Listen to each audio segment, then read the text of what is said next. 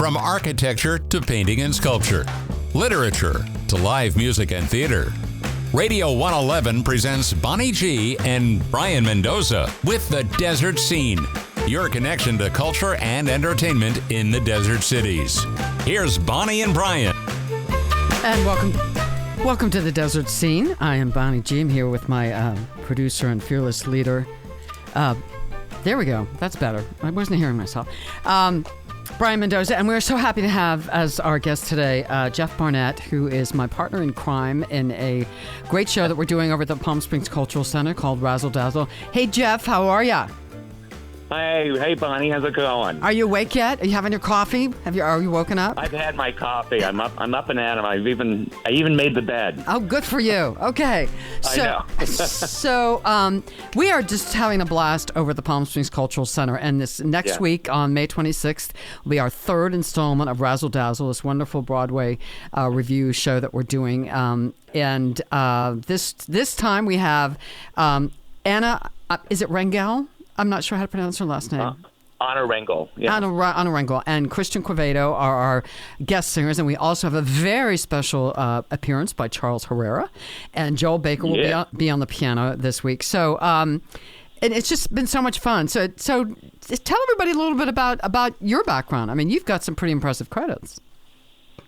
Well, thank you. I actually, I started out as a little kid in high school with a really intensive drama program. We didn't do musicals, by the way.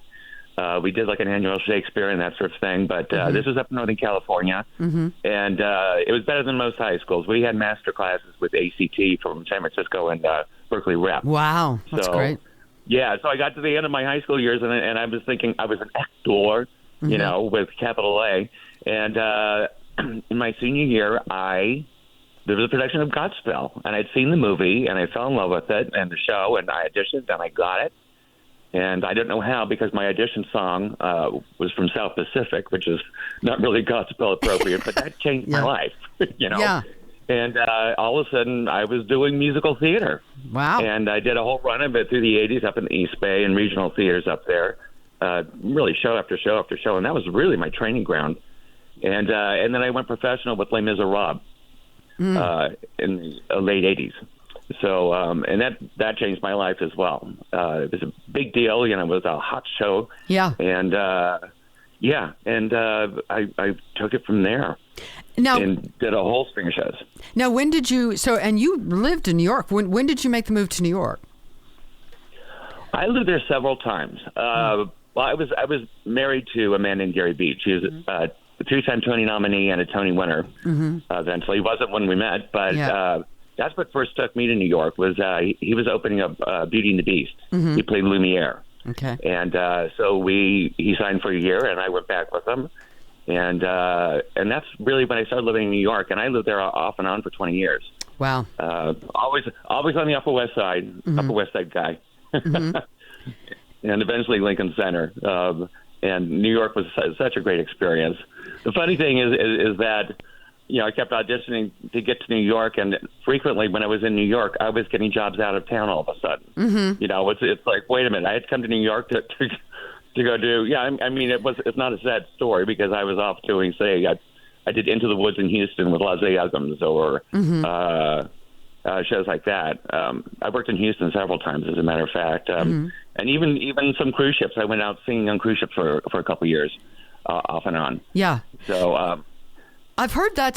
First of all, I've heard it's good money, and if you're not spending money on food and that, you can stock some money away. But did you ever get to the point where when the cruise is over, you're like, get me off this boat, it's time to get on dry land? Did you ever feel that?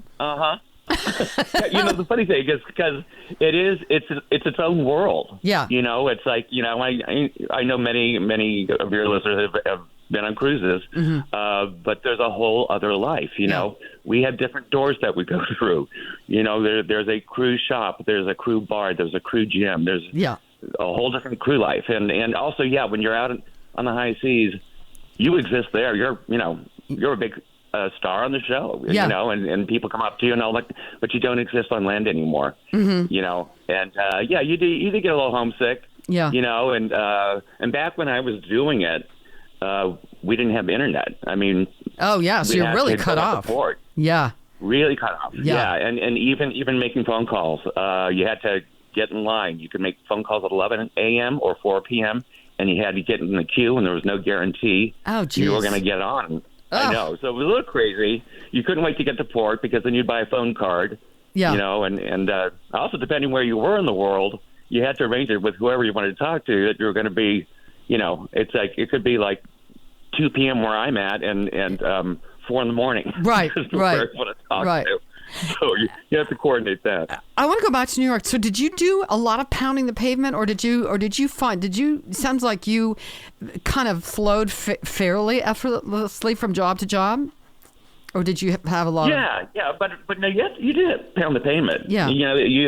You know, being a pro and you go to the Equity Building and audition. Yeah. You know, and especially if you're in between agents, you know, you're kind of on your own, so you have to really be your own advocate and agent and get yourself out there. Yeah. You know, and here's the thing. You know, the thing about auditioning, it's like I don't know of anybody who actually really likes it, but but the thing is, the casting directors need to see you. Right. And when you start showing up, if you disappear, then you know, out of sight, out of mind. Yeah, exactly. You know? So you always want to be present in the business. Yeah. So they can see you. Yeah. You know, because go ahead. No, I'm sorry, I didn't mean to interrupt. I wanted to talk about your process, because everyone has a different process as far as preparing for a show. Do you vocalize every day? Do you have a certain ritual that you go through before a show? Yeah, I mean, you have to get into that right frame of mind. I think, frankly, my acting training sort of really put me into that sort of mode of you know, sort of Jeff has to go away for a while, you know, and whoever I'm playing needs to sort of enter my body. And vocalizing, it's just some vocalizing. I've known too many singers who actually leave their show in the dressing room before a show. Yeah. And they get out there and they have no voice. Yeah. So I do enough to get the chords warm. But I don't vocalize every day. You know, there's sometimes you know, especially during allergy season, I don't have a good time singing. So, no, since we're doing Broadway, I know you're a big Broadway guy. What if you had to describe to somebody what's different about singing a Broadway song versus a pop standard or jazz thing? Obviously, you're acting and telling a story, but what else would you say is different about it?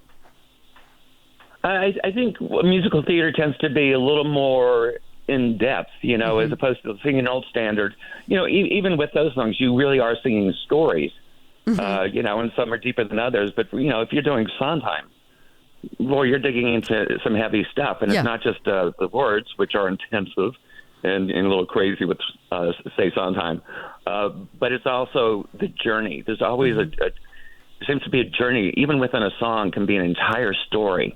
Right. You know, and you have to take it. There's a beginning, there's a middle, and an end, and modulate. You know, running through that chorus, modulating it to you know, give it color and give it, and also be true to the character, be true to what they're going through. You know, that to me is different than singing, you know, just a little ditty. Yeah. You know, or Fly Me to the Moon or whatever. Yeah. So when you, this is something I always love to ask other performers, other singers. When you get a chance to go see somebody else, to see another singer, what are you looking for? What do you want to see or hear from another singer when you go watch them? Well, actually, I think I'm like most actors. You go to a show and you start like going, which is my part? Yeah, well, okay. Yeah. But yeah, when I really want to see, I want to see them connect. I want to see that connection, and you know, it's like I want them to take me on that journey. Right. You know, and the best ones do that. You know, Kelly O'Hara is a great example. I mean, she's absolutely lovely, and she's beautiful inside and out, and that sort of thing. But when she actually, boy, you watch her get into a song, and it just you understand so much. It's like reading a good book, right? You know, right. That's really good. Yeah, that's what I kind of look for. Takes on a journey. Yeah. It's like, who's going to take me? Yeah. And tell me this story, and I'm just going to be. It's like sitting around a campfire and just being mesmerized. Right. Right. What's on your bucket list? What's a part or a role or a show or something that you haven't done that you'd still like to? Well, I've kind of aged out now. I'm a little older than I was back in the Well, we all have, yeah. I know. It's like I'd love to say I'd love to play Pippin because that never happened. Yeah, or, it's like, and I always wanted to play Claude in Hair, and and now I could play the father. Mm-hmm.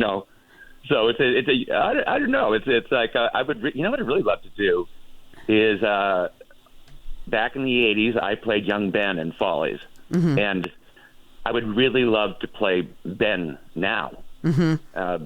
Because I'm of the age that I could, mm-hmm. and to come full circle of playing my younger counterpart to where the character is now, and it's a really rich part too. I mean, Yeah. It's just great music, and that's the kind of thing that I would look for now. Mm-hmm. Well, we're really encourage everybody to Thursday, May 26th at the Palm Springs Cultural Center, which used to be the Camelot. The show is 5 to 7:30. It's upstairs on the second floor in the little lounge, VIP lounge. No cover, but it's 2-drink minimum. And what you really want to do is go onto Eventbrite and look up Razzle Dazzle at the PS Cultural Center and just make a reservation so that you got a seat. But it's really a great show. We have so much fun, and people are loving it. And I'm so thankful that Jeff is my partner in this whole thing. Thank you so much for being here and for being Bonnie, part of Razzle Dazzle. I adore you, and I know. Razzle Dazzle. Love you. All right. Thank you, Jeff. All right. Thank you, everybody. We'll see you next time on The Desert Scene.